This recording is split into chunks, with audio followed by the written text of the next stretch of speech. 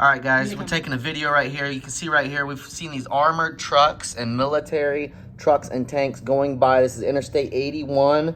This has happened right here on the highway. We've been watching, this is like the fourth wave of these trucks going by. And so we've been watching this happen, and I've just been waiting to catch it on video.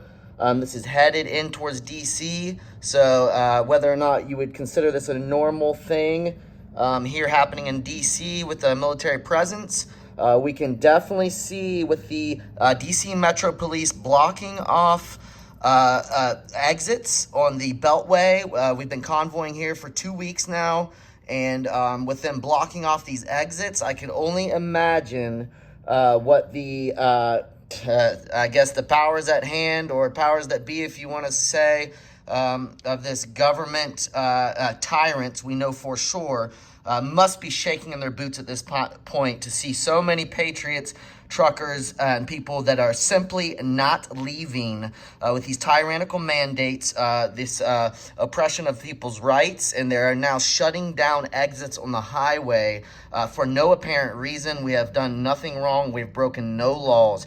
So, guys, that seems to be the end of that wave. I'll be posting this video up for you guys to see, and I'll be trying to catch any more that come by. But, guys, this is definitely escalating, and we'll see where this goes. But we are not leaving, and we must have our rights reinstated. These unconstitutional mandates have gone on for too long, and so guys, I'll just end this video now, and I'll try to catch the next wave. So Your Freedom Rising, YouTube, Twitch, and Rumble, guys. So we'll just check you on the next one.